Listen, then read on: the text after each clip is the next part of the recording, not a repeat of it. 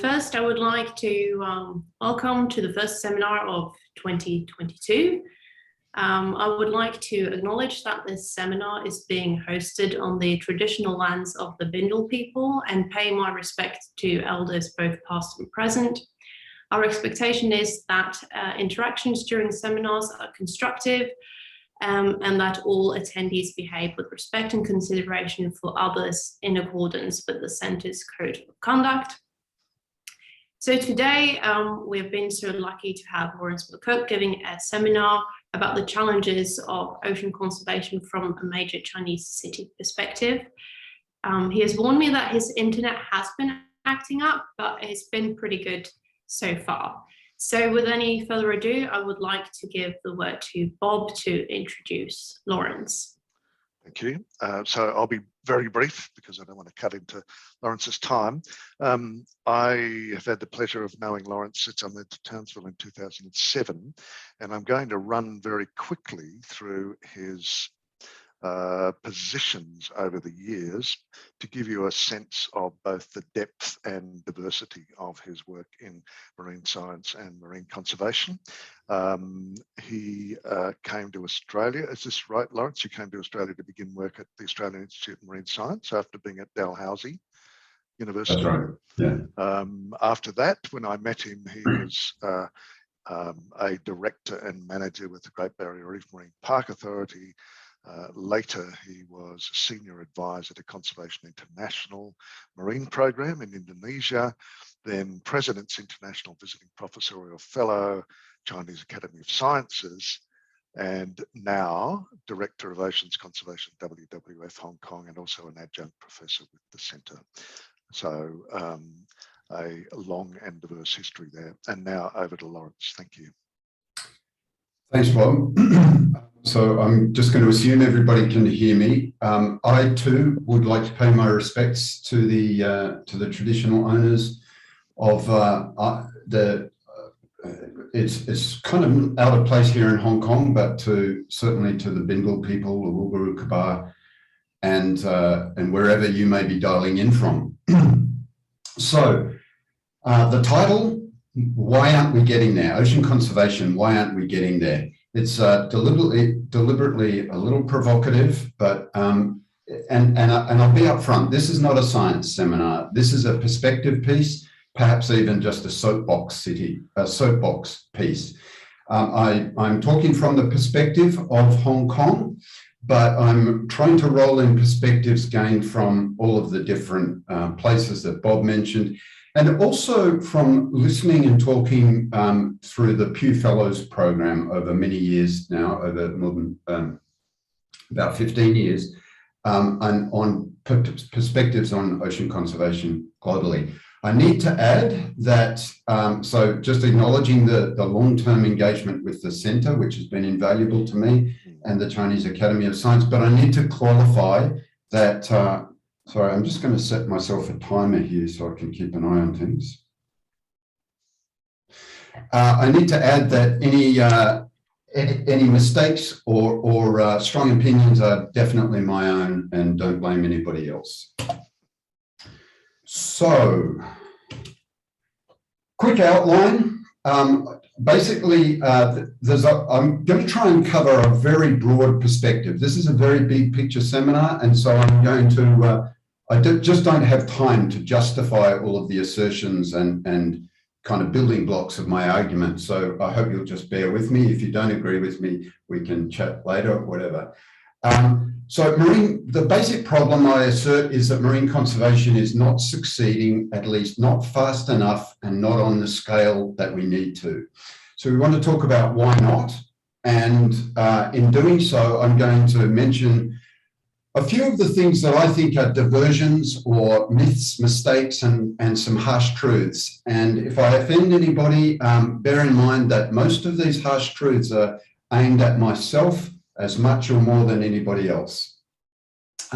So what do I think we need to do to scale up the impact of conservation effort dramatically? Because we really need to have a major change. I'm going to suggest three things. The first is that we need to engage much more with governance and law aspects and not at a theoretical or conceptual level, but very much on the ground, in engaging with policy and engaging with politics. And we also need to engage much more with economics, and through the increased strength of our role in economics with business and finance sectors.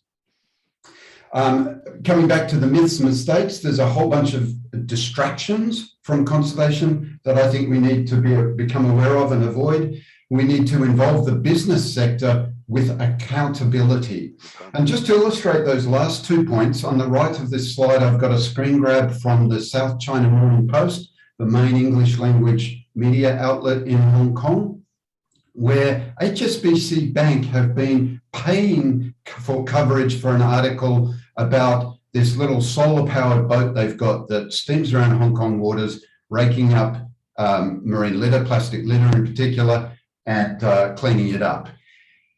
And fundamentally, I'm suggesting that the impact of such actions, and I'll go into this in more detail, the impact of such actions are not sufficient to warrant the PR that HSBC Bank is getting out of this. So let me make my argument about why I think we're not getting there. So the horizontal axis, this is a conceptual model, by which I mean there's no data. The horizontal axis is the timeline of my professional career, if you like. And the exciting thing is that conservation is really becoming a lot more innovative, a lot of new approaches, some of which I'll touch on today, and the impact is increasing quite markedly. The problem is that the environmental problems are getting worse faster and more seriously than we are developing the solutions. And with that, the costs of environmental problems are increasing, such that people have actually done the estimates that if you use the Sustainable Development Goals as the objective to satisfy the Sustainable Development Goals, we need to spend something like $4.2 trillion more per year on conservation. Okay, let me just first of all justify why I'm entitled to have this perspective. Bob's given you a little of my professional background, but at a personal level, this photograph was taken in 1980 in the very far north of Norway, Sweden, and Finland in the Sama territory, otherwise unfavorably known as Lapland, where I accidentally became involved in a protest, ended up being deported from Norway, being arrested and deported from Norway. Protest about a hydroelectric scheme that was trying to prevent the loss of a very large area of reindeer herding and traditional territory of the Sama people.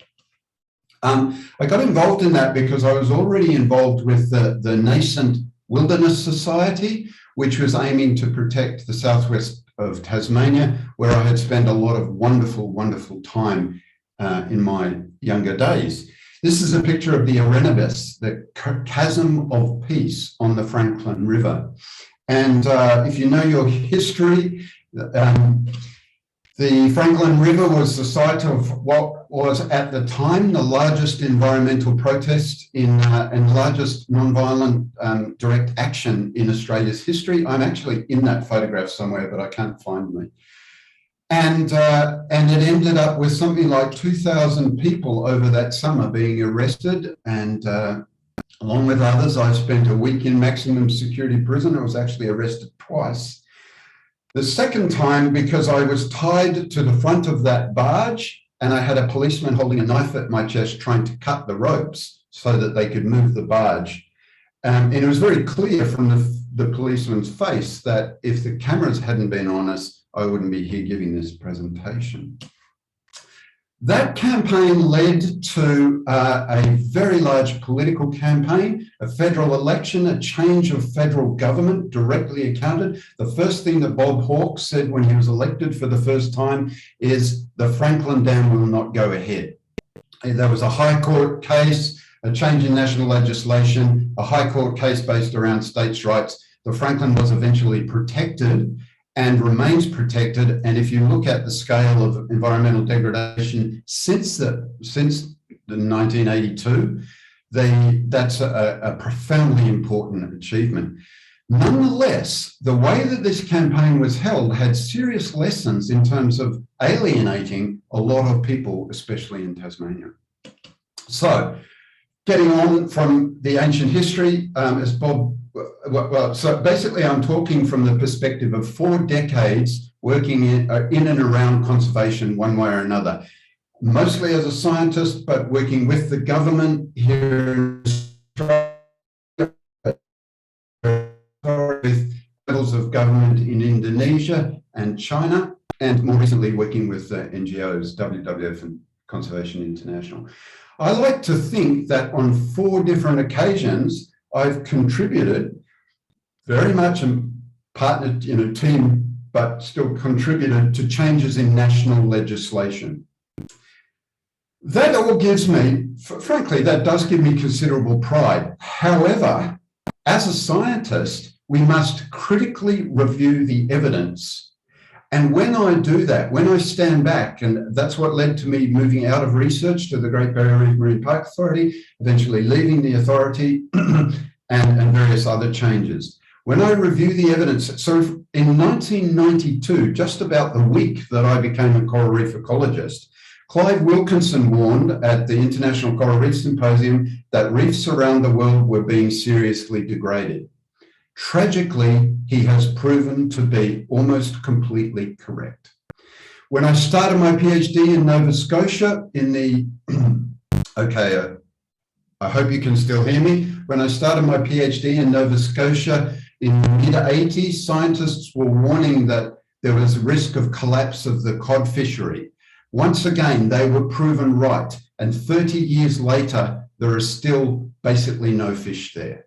We've seen increasing attention on plastic pollution. Very exciting news this morning, by the way. The UN Environment Assembly has agreed to push for a global treaty on plastic pollution. So that is exciting. But in terms of the actual problem, it has got worse and worse and worse over the recent decades.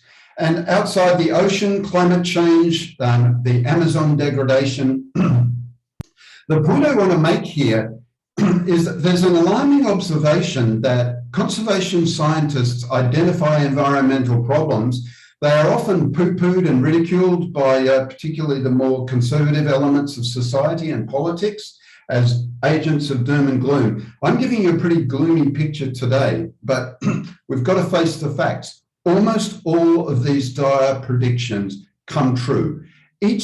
So we had a new IPCC report come out just a couple of days ago, and guess what? It's worse than we thought. Every consecutive IPCC report, in fact, this is actually built into the structure of the way IPCC reports are compiled. We can go back to that if you like, but each consecutive one is worse. So the situation is pretty grim, and our conservation efforts are not operating on the scale they need to. And this is a really critical point that we as scientists and conservationists need to be much more emphatic on, and I'll push this point harder. But these changes have very serious impacts on human well-being. This is the air above Guangzhou as I flew in from a field trip to Hainan a few years ago. At the time, you can see just how terribly dirty the air is. At the time, people were flying to Guangzhou as essentially air quality refuge.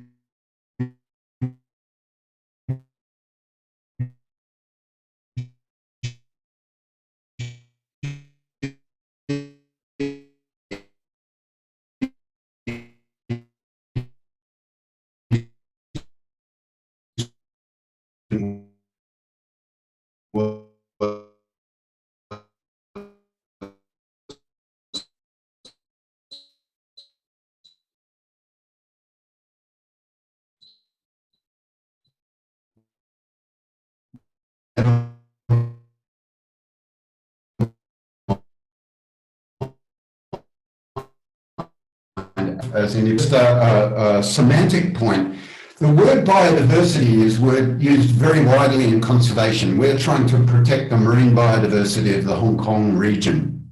It's really important for us to understand that biodiversity means different things to different people. And so if we were to replace, for example, all of the coral biodiversity of the Great Barrier Reef with the same species richness and diversity indices of algae, the quantitatively biodiversity may not have changed, but the point is that the reef would not function, would not be beautiful, it would not be the same. Many of us over years have published papers that we hope will help with management. We usually put that in the concluding paragraph. The harsh truth is it probably won't. We actually, for two reasons. First of all, we actually already know enough to be solving the problems we have in the main. That's a generalization, but largely true. And secondly, it's not actually lack of information that is holding us up. In the main, it is things like political will, and that's what I want to address. Excuse me, Laurence, can I jump in? Yes. We lost you there for a little while. It might be easier if you turn your video off. Let's try that. Sure. And we just get the audio. Sorry about that. Well, it's your. I'll keep going anyway, so we don't run out of time. There's a specific case of the value of research is the myth of monitoring. So on a daily basis, I'll see new approaches to monitoring using citizen science, using artificial intelligence, using drones and all kinds of clever things. Monitoring is absolutely essential to adaptive management, a version of which I'm showing on the right-hand side there. But it is not a substitute for adaptive management. What I call closing the loop. In the loop of adaptive management, if we don't actually improve the management, then we're not actually having any conservation impact, no matter how much monitoring we might do. So to give examples again from my own work, these are a bunch of the different monitoring or assessment projects that I was involved in my time at the Great Barrier Reef Marine Park Authority. Put it bluntly, each consecutive Great Barrier Reef Outlook report assesses that the condition of the reef has declined further and urgent action is needed, yet that urgent action, especially on climate, continues not to happen. Here in Hong Kong, we are home to the world's largest population of the iconic Chinese white dolphins. The government supports lots and lots of monitoring, but there is no real action taking place, and the populations of the dolphins continue to decline year after year after year. There is a widespread aphorism in conservation science: if you can't measure it, you can't manage it. First of all, I want to say that I just think that's not true. You can manage things without measuring them. But secondly, it's really important that we actually manage once we have measured.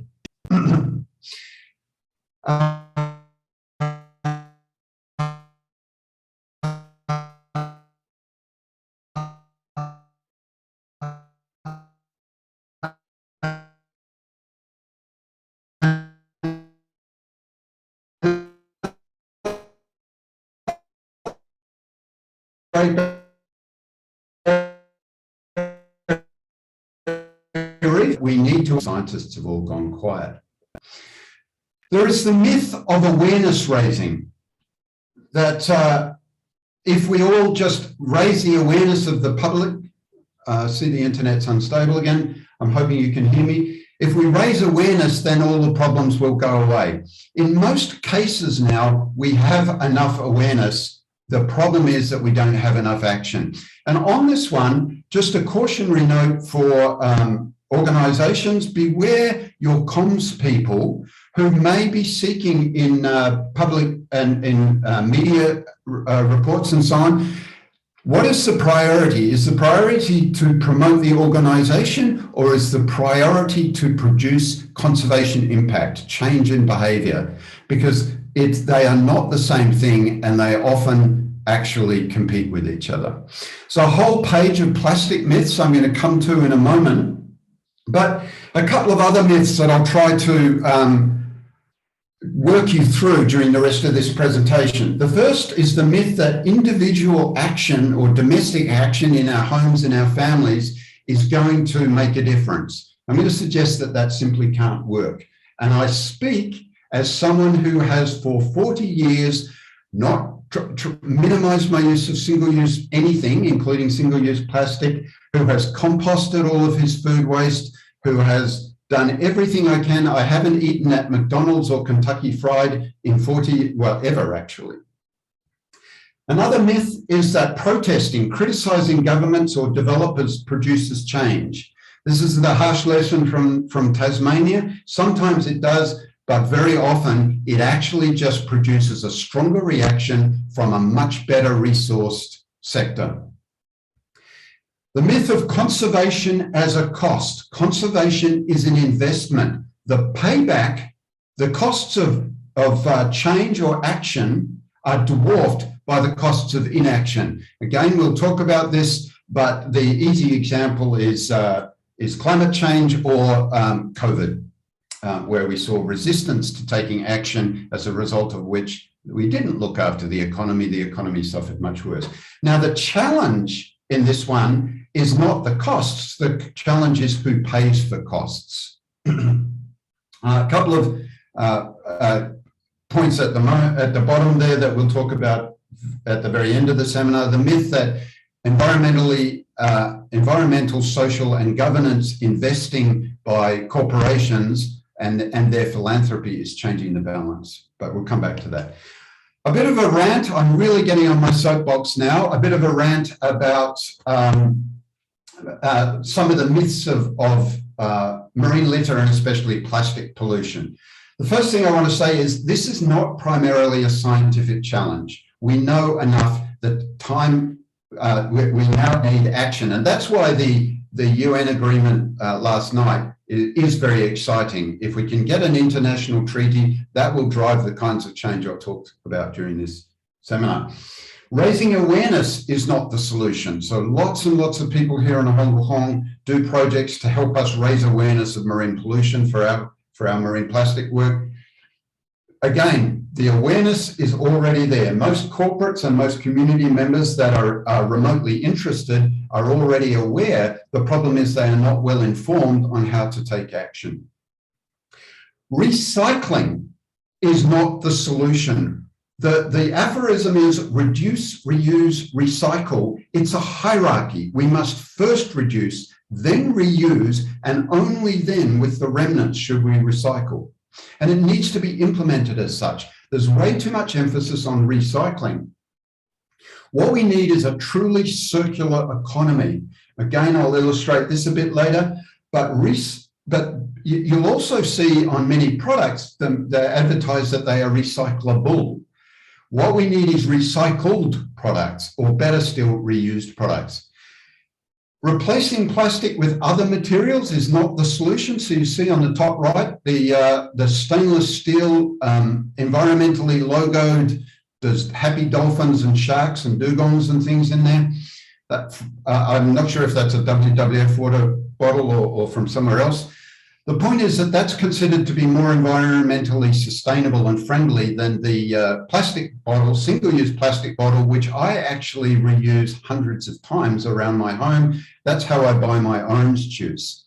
My point is that the footprint of the stainless steel bottle is vastly greater than the footprint of the plastic bottle. And in general, we don't actually use these things to the end of their lifetime. In general, we lose them or throw them away or something. There's a real diversion.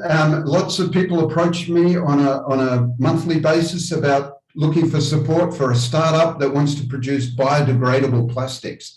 Many of these are actually a complete furphy, a complete distraction, because they probably still degrade to micro or nanoplastic pollution. Is still pollution. Reusable replacements, as with my example of the water bottles, they must have a lower footprint per use than the single-use item. Now, I give the plastic bag, but I've illustrated that with the bottles. And beach cleanups are not the solution. These are very popular with corporates as team building exercises here in Hong Kong. Unless they actually help drive the corporate as well as the individual people to take actions towards a circular economy, it's basically a sustainable harvesting. I remember John Brodie commenting that the Crown of Thorns control program was a sustainable harvest business venture. It's pretty similar for beach cleanups.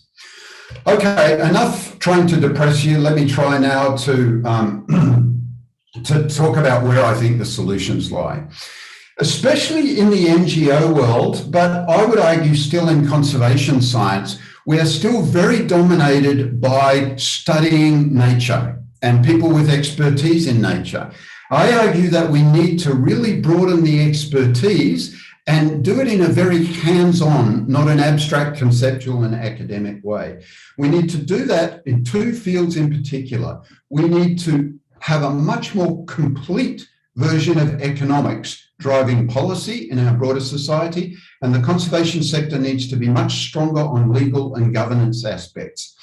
And a flow-on from those two is that we need to strengthen conservation finance through a stronger understanding of the economics and develop business transformation, which also requires, these changes require better economics and better legal and governance and policy and politics frameworks or understandings.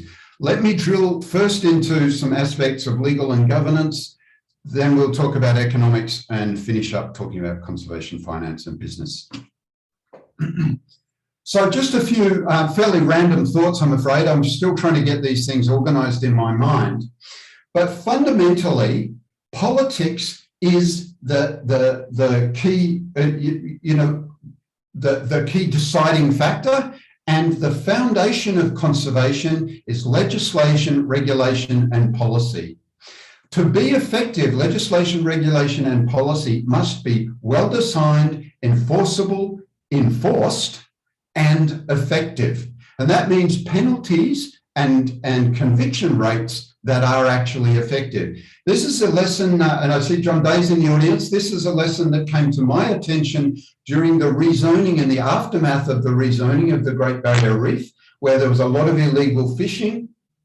And this is really topical here in Hong Kong. We've had a trawl ban in place for nearly 10 years, and it's had basically no impact because there is very widespread illegal fishing. And the government doesn't have the resources and the frameworks in place to be enforceable, enforced, and effective. I mentioned already that criticism and protest alone is rarely effective when engaging with politics and governments, including government departments. We need to look for win-wins, the quiet support, so NGOs like us or scientists who want to be active need to look for quiet ways to develop the programs within government, to identify what are the bottlenecks in collaboration with government, but also hold governments to account. So on the right there, you're seeing a document we recently produced doing a report card for the government on Hong Kong's primary policy instrument for biodiversity protection, the Hong Kong Biodiversity Strategy and Action Plan. This was developed collaboratively by a wide range of experts a number of years before I came to Hong Kong. But we found that the government department, the Agriculture, Fisheries and Conservation Department, was reluctant to engage on progress. In response, we consulted the experts around Hong Kong and put together this report card, which gives color-coded scores for progress on the different elements of the BSAP. You can see we are very upfront that there's a lot of green and yellow. That's basically good stuff happening. But there's a lot of orange and red, and most of the orange and red is in the marine sector. We took this to the Secretary of the Environment, and basically it caused some serious response where previously we'd been basically talking to the hand.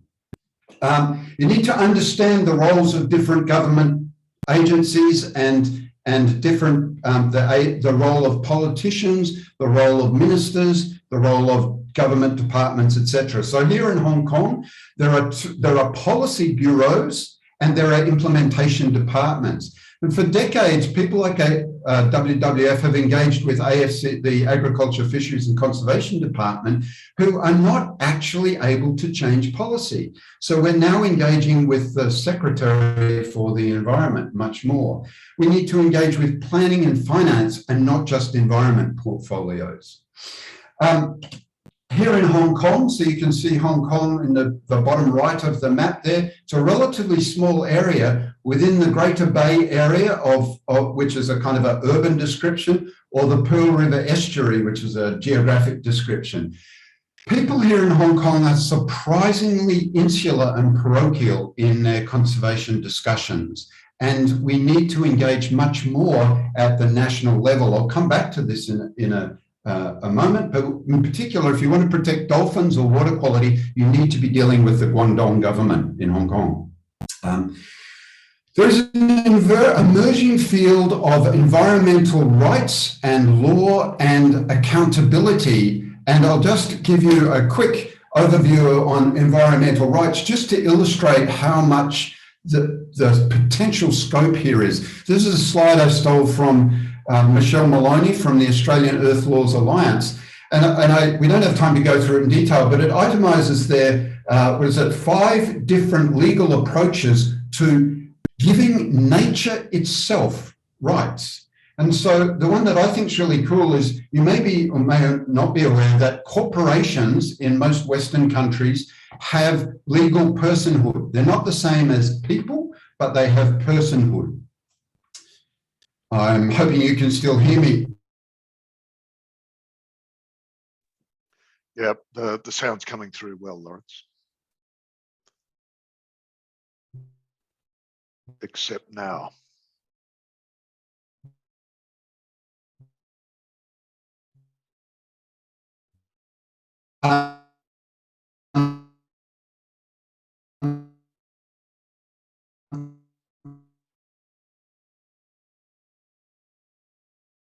There are a lot of tools we can use as levers from the national level. Right up to the top, the concept of ecological civilization, that is trying to develop in harmony with nature, is top-level policy for Hong Kong. And China is currently hosting the Convention on Biodiversity process. There's a really key quote here that Xi Jinping sent to an ocean economy conference I attended in 2019 in Shenzhen.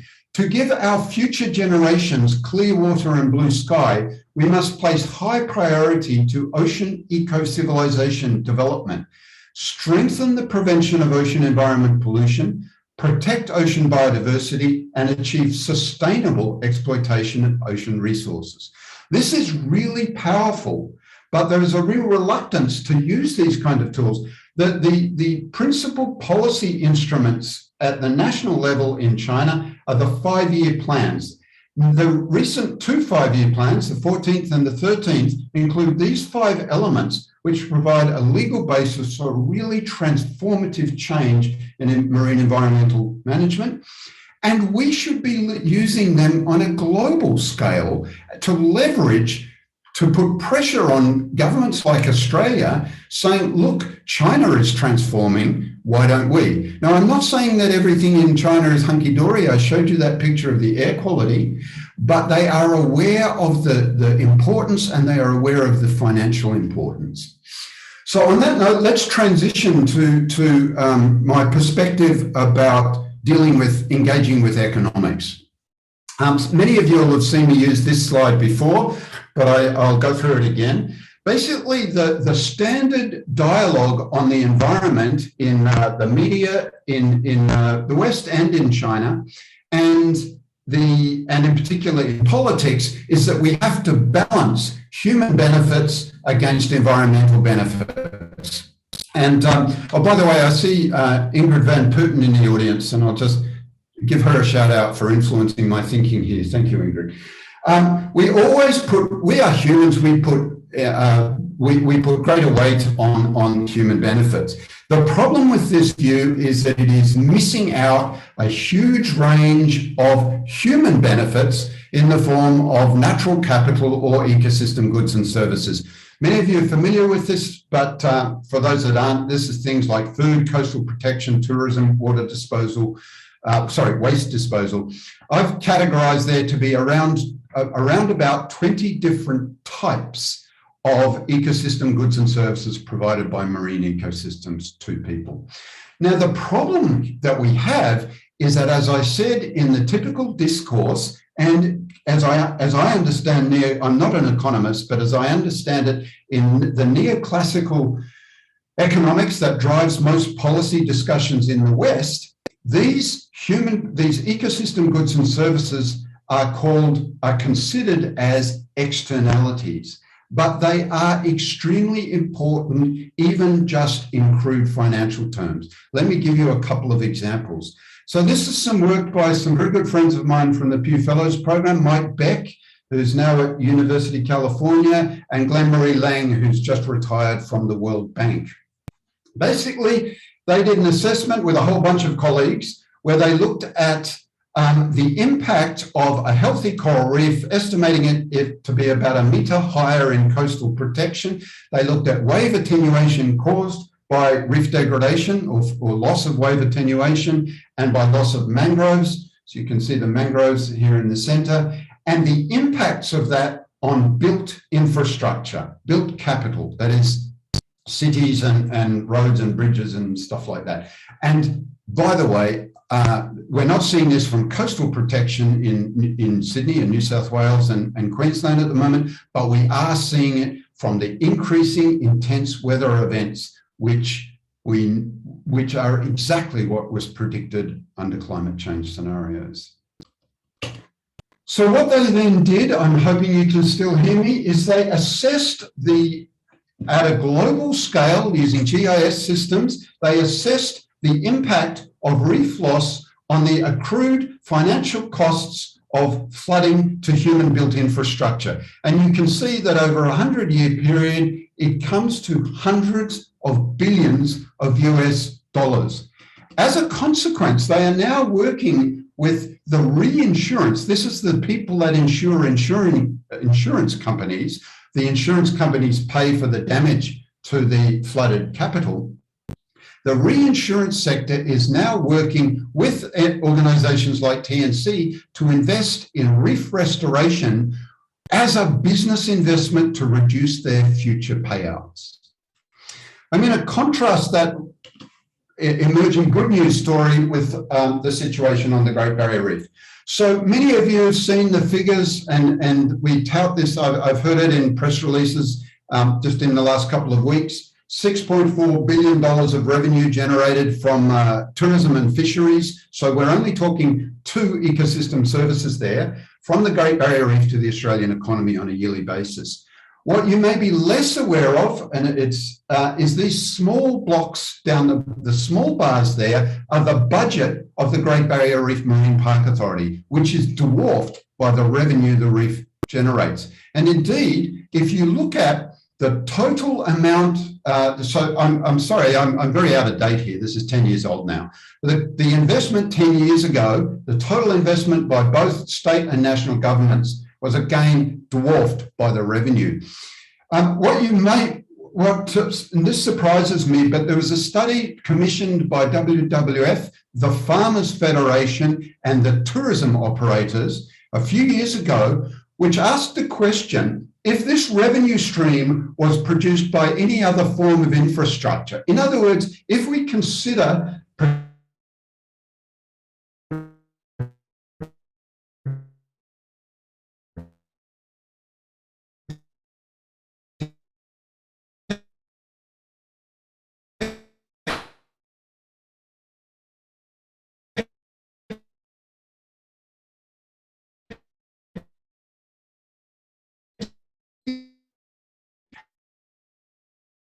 how much, this is some work by Natalie Stockel that estimated the non-market values, which were again quite out of date now, but much greater than the market values you're seeing in the main graph.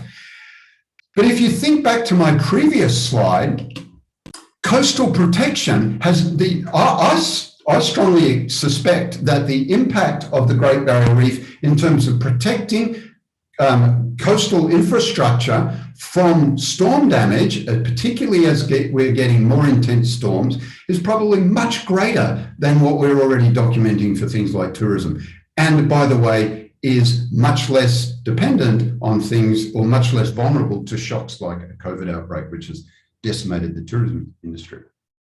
Okay, so I'm going to start to transition from this broad view to bringing business into it.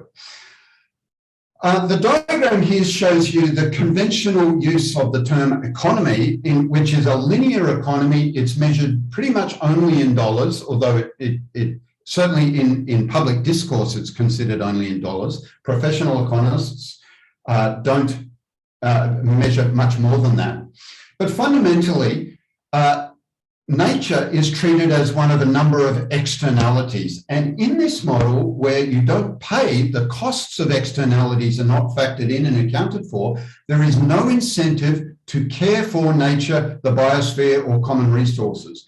And our current economic policy frameworks maintain this very dysfunctional setup. In this world, conservation is, no amount of conservation is ever going to overcome this. But it's really important to understand that if we consider the whole economy, a more comprehensive view of the economy, the right-hand side and the left-hand side of my teeter-totter, my seesaw diagram, it's clearly not economically viable in terms of the true comprehensive costs. We are not paying for common losses, even just in financial terms. Or as some economists have expressed it, we are subsidizing our present from our future. And I think we've seen this really clearly. I'm going over time, so I'll skip illustrating this with climate and COVID, but I hope you can all see that it's very pertinent. I'm someone who objects greatly to the idea that we can pay for nature, put a dollar value on nature. It is absolutely offensive. But do me a favor, everybody close your eyes for a moment and think about the most valuable thing in your life. Now, if I ask you the question, how much would I need to pay you for, how many dollars would it take to buy that thing from you? Almost, I'm pretty confident all of you are offended by the question because you can't put a dollar value on that thing. Nonetheless, I argue that the only thing worse than paying to damage nature is not paying, but doing it for free. Okay, so what do we need to do? We need to expand our view of the economy to include natural capital, both the inputs and the outputs in the form of waste removal. If we do that, if we account for and pay for, that is, we charge for use of the true and complete costs, then we have a hope of transitioning to a circular economy, because circular economy becomes more profitable. Ecosystem accounting. So there is a global protocol, the System of Environmental Economic Accounting, the SEA, which has now been adopted by 97 countries, including Australia, which has produced a set of environmental accounts for around about 8 or 9 years now, I think. The oceans are lagging behind badly, as always, but with the support of UN and a number of national statistics departments, including Australia and China, there is a set of an ocean accounts partnership, which I've been peripherally involved with, the websites given there. Nonetheless, ocean accounting is ineffective, environmental accounting is ineffective without strong policy implementation. So I mentioned that Australia has had a set of environmental accounts for a number of years, but I'll wager that none of you have ever heard of them in public discourse and policy and budget night announcements and so on. They just don't get a mention. That's what we need to address. It's similar here in Hong Kong, but there is a stark contrast in China, where environmental accounting is increasingly being embedded in reporting requirements for lower levels of government. I just want to give you one quick example here of how the circular economy could be much more cost effective in a different policy environment.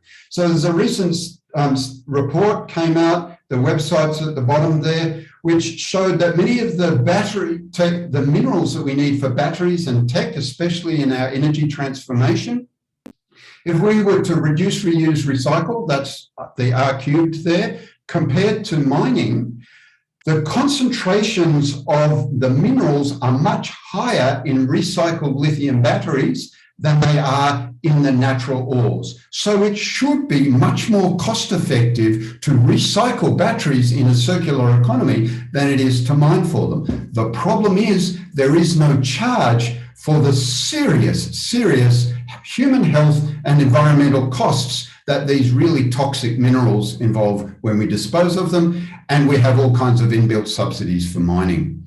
And I can't talk about this without highlighting the appalling human rights abuses that take place in places like the Congo, and a particular interest of mine in the developing field of deep sea mining, which is just an atrocity waiting to happen.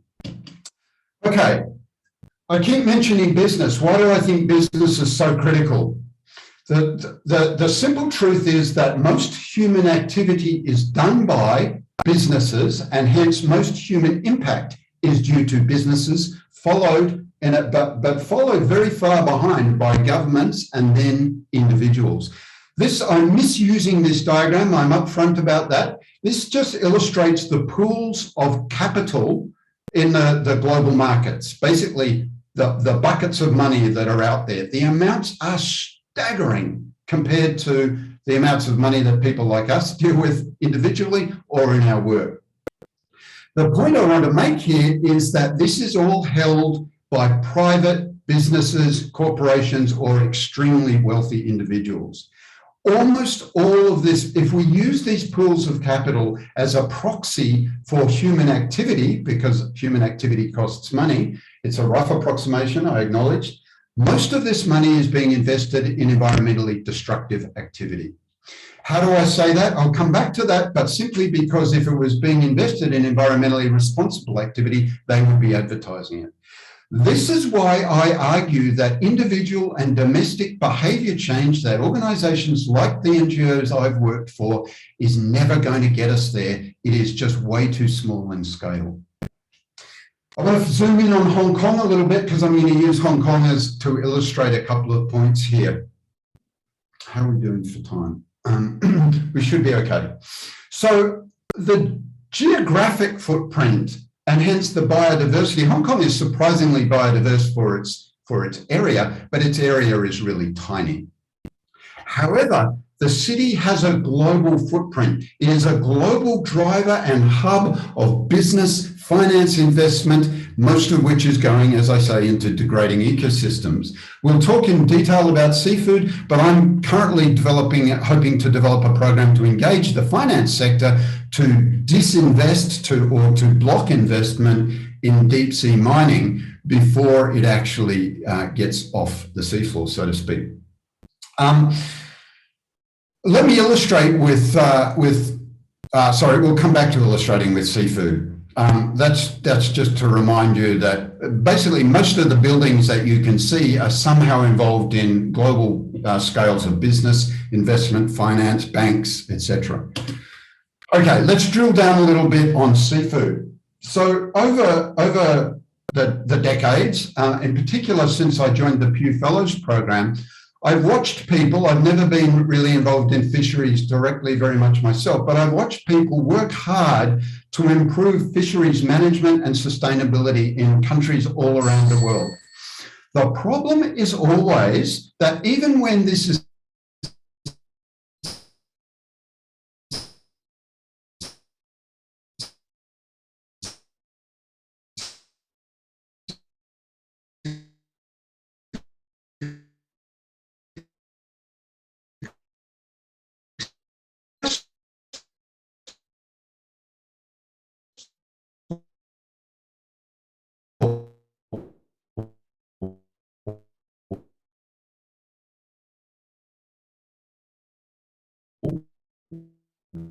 Taiwan, Singapore, etc.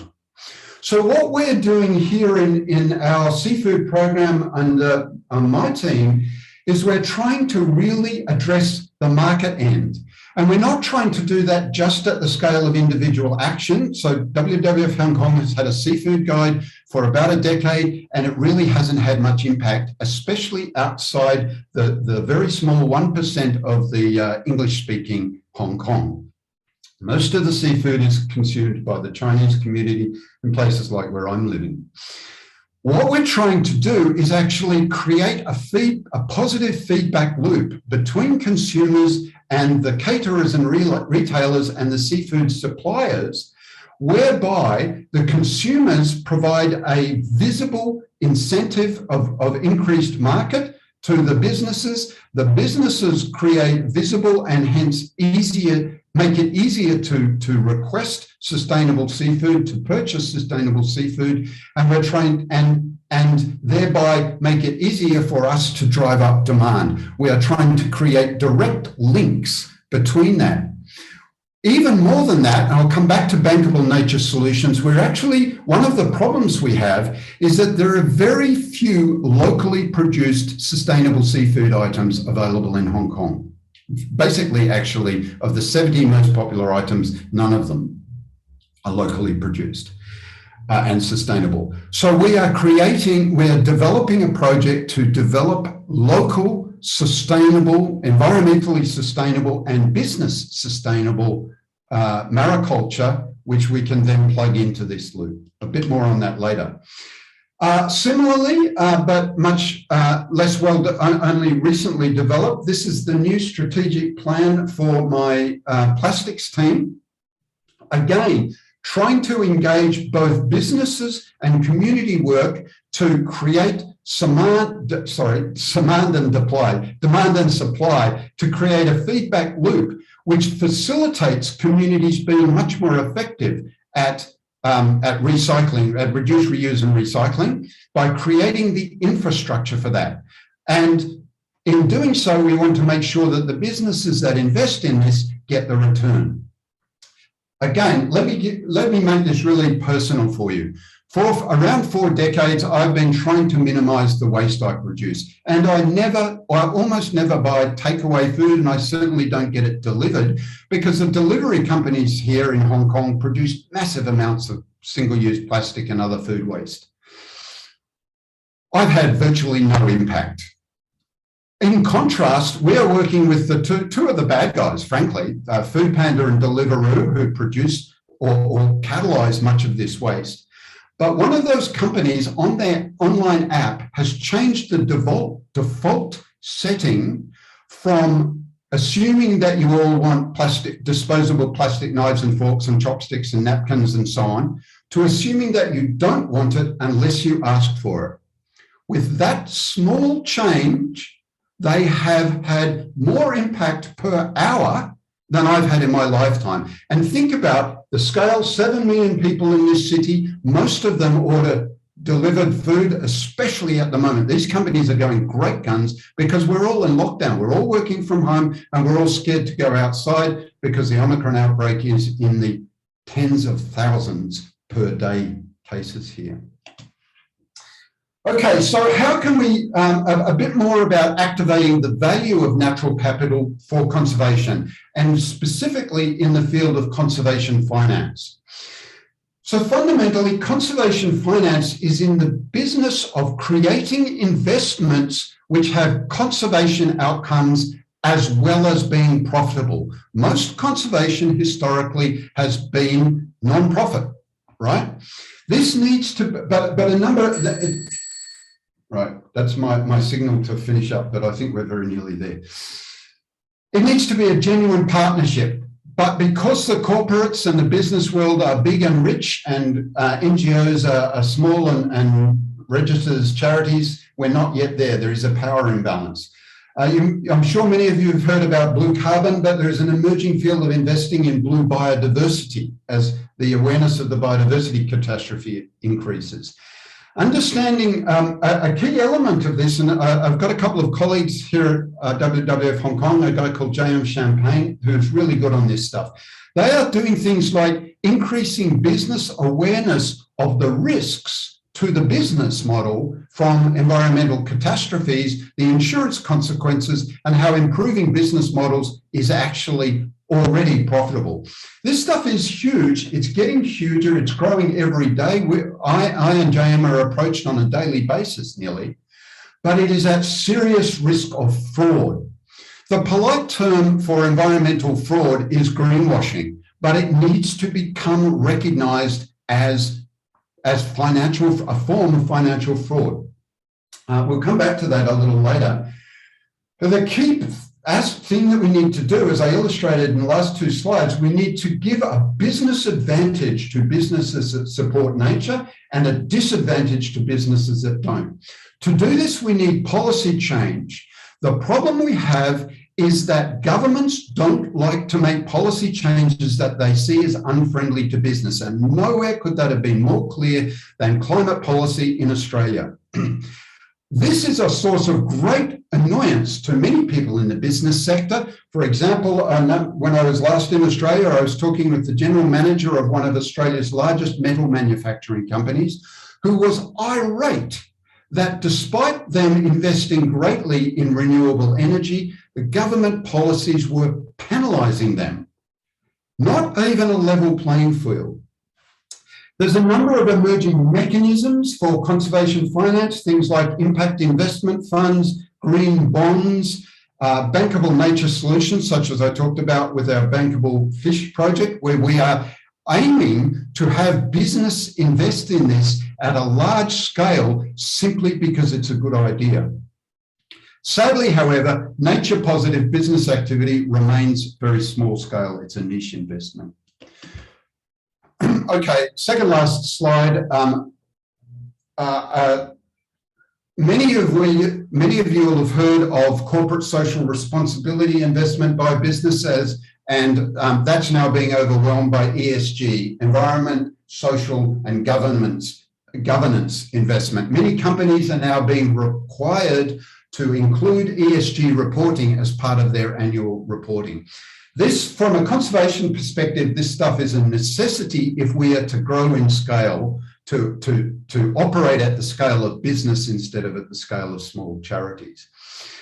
It has completely, the business sector has completely surpassed governments in progress. And that's why we need to engage the business sector, not only directly, but also in driving the policy change so that my friend from the solar energy company actually is speaking to government saying, hey, give us a break. You need environmentally, socially responsible policy. There are some important risks here, however. We're putting the same people and the same thinking in charge of the solution that caused the problems. There is also a real problem with a major conflict of interest in terms of how ESG is scoring. There's this recent article in Bloomberg just a couple of weeks ago that identified that most ESG investing is driven by a ratings firm called MSCI, which in fact is not scoring ESG performance, but is scoring the risk to the company of environmental outcomes and changes in policy and things like that. I've already made the next point. There is a lot of trivial and diversionary marketing, companies pitching that they are doing this or that in the public interest. We are frequently approached by people like Microsoft to support an AI hackathon where young startups and young entrepreneurs are encouraged to develop solutions to environmental problems or help with cleanups. These things they're focused on the tool, they're not focused on what are the critical problems. I mentioned the scale. There was a study a couple of years ago, the Bankrolling Extinction Report, which basically showed that banks make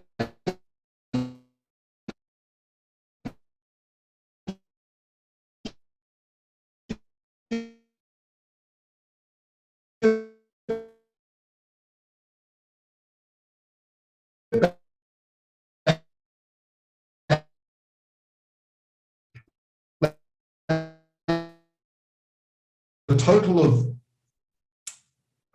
I'm hoping you can still hear me, a total of $1 million Australian in a reef credit scheme that pays farmers to improve the runoff from their land. That's a really great project. But if you look at that investment compared to HSBC's profits for the same year, it is less than 1/100th of 1%. So when I'm talking to corporates, one of my major take-homes for them is that you need to invest seriously in conservation as partners, as full business partners, not as charities. We need people in your boards and your so-called C offices, the top-level offices, rather than just a small subsidiary sustainability department. Okay, so I'm just going to finish up. Many of you have seen this slide many times now. It's a quote from my daughter at bedtime nearly 20 years ago when she said, "We like your work because it makes the sea grow better and not get killed as much. I wish I could do that work when I grow up." Well, sadly, there is still, and she's now doing law and economics at ANU. She's nearly finished. Tragically, there is still an awful lot of work for her to do. So that's it for me. Happy to take some questions. I'll have a go at sharing my video again. Over to you, Bob, if you're still there. Sorry, just unmuted myself. There's a couple of things come in general comments, if those people are still there. Eric Walensky, you were asking about Spratly Islands. Are you still there? Perhaps not. The comment was, "Good to see you, good talk. China's care for the environment that you praise is documented in paper that he cites. Island building and overfishing in the Spratly Islands archipelago are predicted to decrease larval flow and impact the whole system." Would you like to respond? Yes, actually, I'm currently working on a paper with a bunch of Chinese scientists where we're trying to actually push this issue. Learn where we can. It's only by, and having a positive interaction. It's only by having a positive interaction and and developing the foundations of things like diplomacy and engagement, which is why I went and worked in China for a long time, that we can actually hope to move those things forward. There's an old saying which I think is relevant here, that every time you point your finger, and Eric, if you are still online, I don't disagree at all. My point is simply that we need to be looking at our own situation. For example, the situation on the Great Barrier Reef, we are still committed to. In Australia, our climate policy is not addressing the fate of coral reefs or any other ecosystem. Okay. So comments just come through from Eric saying thank you. David Mills, this is more a comment, I think, David, than a question. The eternal growth narrative of economies sees nature as the invisible bank, in quotes, that props up the entire system. 100% agree, David. It absolutely hit the nail right on the thumb. Are you still, sorry, have we lost you? I think we've lost him for a little while. Yeah, okay, I'll jump in there while Laurence has gone on mute again. Yeah, just two things. One is, the great stories about Laurence and his shady history of being arrested, and we completely believe that when we see his profile picture as opposed to the clean-shaven Laurence on the screen.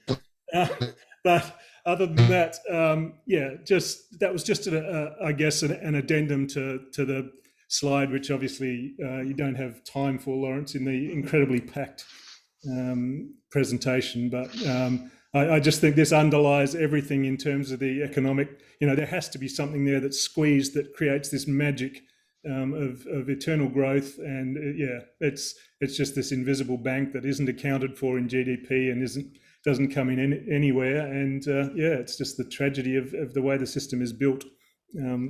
Just a comment. Thanks. Great presentation. We got you, Laurence. I think he's stalled again. Have you got you? Can you hear me now? Yep. Okay, so economists do measure growth in slightly different ways than I would, but nonetheless, the idea that you can have never-ending growth in a finite biosphere is blatantly absurd. And the only thing more absurd is the idea that we can retreat with people like Elon Musk to a different planet. The cost effectiveness of colonizing other worlds, insane. Yeah. Thank you. I don't see any more questions coming through. I've got a couple, and I'll stop after the first one if anyone else types one in. I wondered about, you said in one slide that criticizing often just gets people's backs up and maybe even makes them more strategic about dealing with your criticisms. But on the other hand, you were saying that the report cards were quite effective. How do you reconcile those two statements? Yeah, nice catch, Bob. So I think it's in how you do it, and as partners, we need to be developing partnerships at quite individual levels and also at organizational levels. But the partnership needs to be based on mutual respect. And so what was clear to me when we were engaging with AFCD is that there was a lack of respect. And it was only when we made clear to those specific individuals, but also at a broader level within sections of the department, that engaging with us wasn't optional; it was a requirement, and we weren't going to just be, dismissed. That they then re-engaged. So making sure that the offer is there of working together, but if the offer is not accepted, then the criticism. Okay. But also making sure that the criticism is always solution focused. And I know you put this very strongly in your work, Bob. It's really got to be saying how. So when we engage with the government, and Carrie Lam actually said this in her speech at our 40th anniversary a couple of months ago, where she said WWF has a history of working with the government, and as a consequence, they are much more willing to listen to us, and we have much more scope to influence them than if they just saw us as criticising, in which case they can just marginalise. Sure. Okay. We've got a question here, a statement and a question for from Sally Lau. Thank you for illustrating some really successful strategies that rally support from governments and businesses. Fundamentally, I believe local support and perception can be important too. Do you think this is the case for Hong Kong? And are there any strategies being developed to create momentum from such a bottom-up approach? Absolutely. And thanks for the question, Sally, because it illustrates that I've perhaps given the wrong impression. I'm not saying that community engagement, local communities, etc., are not important.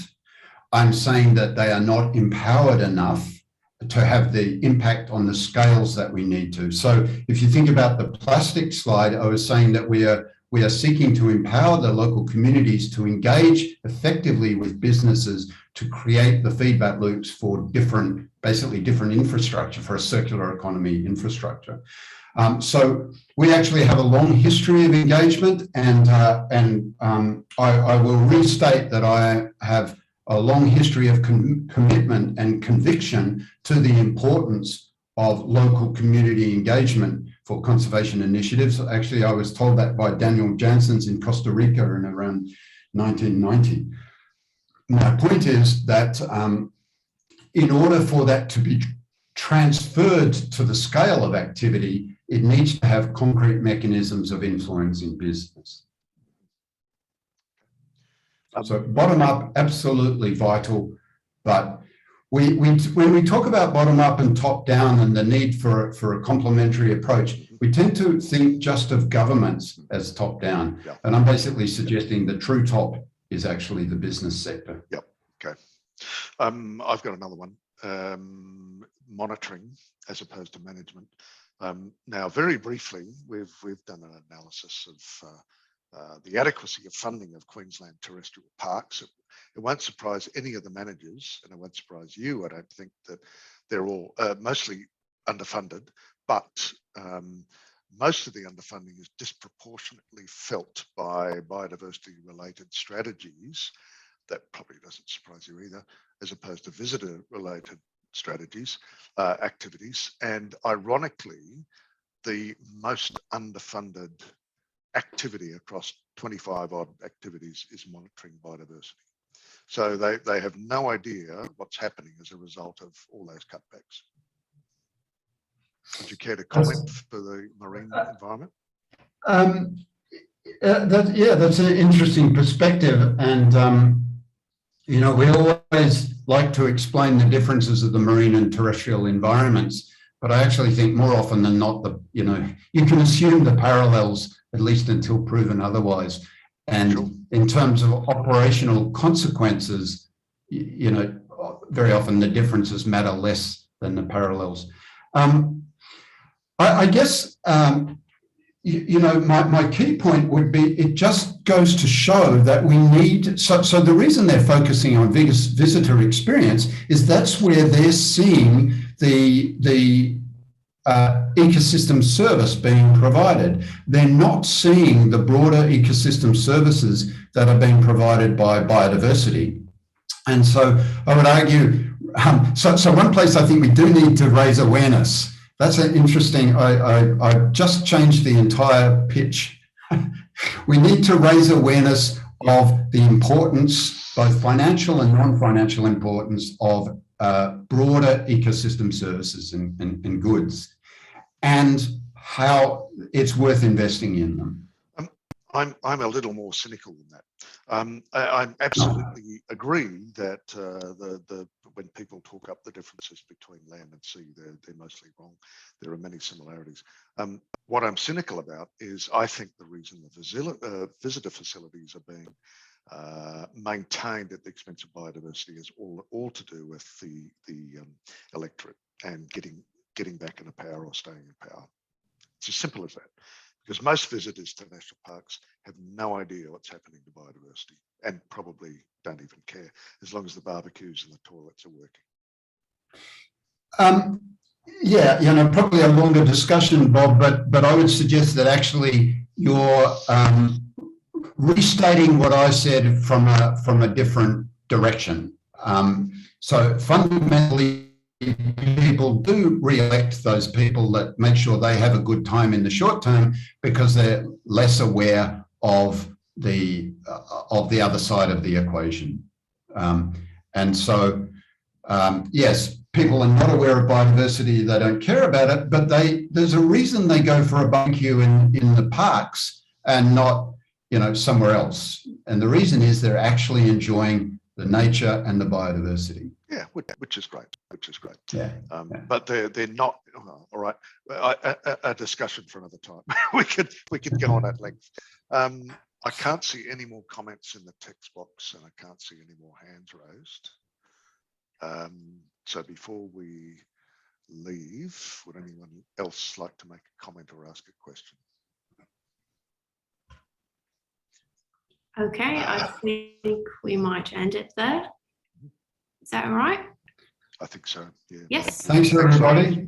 Thank you. Great to see some familiar faces there, and hope you all stay well.